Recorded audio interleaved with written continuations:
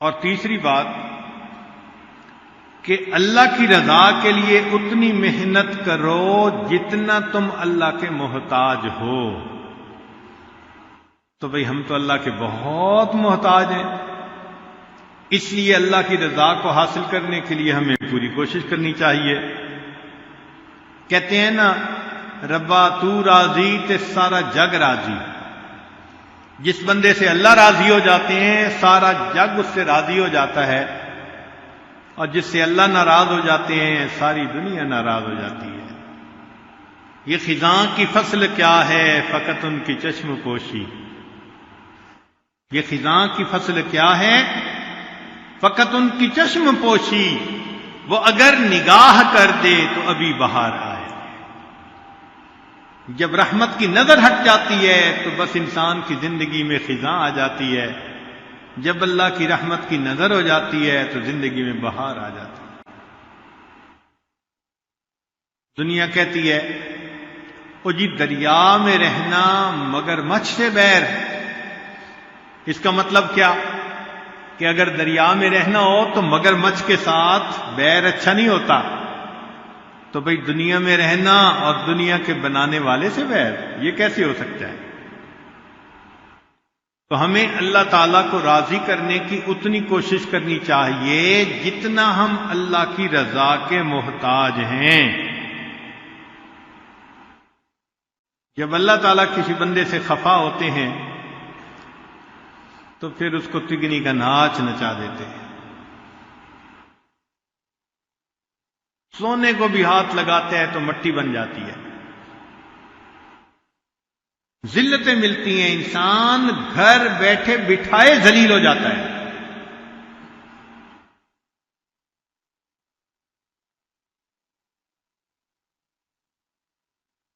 ایک دفعہ بنی اسرائیل نے موسیٰ علیہ السلام سے سوال پوچھا،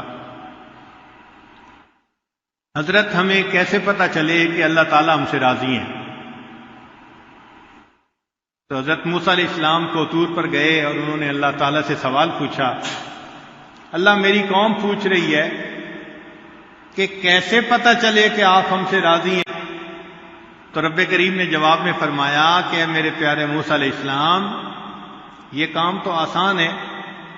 ان لوگوں سے کہہ دیجئے کہ یہ اپنے دل میں جھانک کر دیکھیں، اگر یہ اپنے دل میں مجھ سے راضی ہیں میں پروردگار ان سے راضی ہوں، اور اگر اپنے دل میں یہ مجھ سے خفا ہے میں ان سے خفا ہوں. چنانچہ آج کتنے لوگ ہیں جو اپنے حالات میں اللہ سے راضی ہوتے ہیں، شکوے، یہ نہ ملا، یہ نہ دیا، ایسا نہ ہوا، ایسا نہ ہوا. اگر ہمارے دل میں شکوے ہیں تو اس کا مطلب اللہ کے ہاں بھی ہمارا وہ مقام نہیں ہو سکتا. چوتھی بات، صرف اسی سے مانگو جو کسی کا محتاج نہیں. تو بھئی اللہ تعالیٰ ہی کی ذات ہے جو کسی کی محتاج نہیں، باقی مخلوق تو سب محتاج ہے. جس سے بھی مانگیں گے وہی محتاج ہوگا.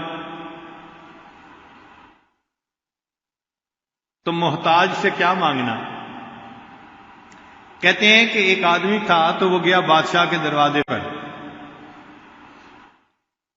تو کسی نے کہا بھئی ذرا صبر کرو کہ بادشاہ سلامت نماز پڑھ رہے ہیں.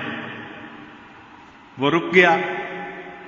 تھوڑی دیر بعد پوچھا بھئی اب فارغ ہوئے؟ کہنے لگا نہیں ابھی وہ دعا مانگ رہے ہیں. تو اس نے دل میں سوچا کہ جب خود بادشاہ ہی اللہ سے مانگ رہا ہے تو میں اس بادشاہ کے دروازے کے مانگنے کے لیے کیوں آیا؟ مجھے بھی چاہیے میں بھی اللہ سے مانگوں. تو فرمایا کہ صرف اسی سے مانگو جو کسی کا محتاج نہیں.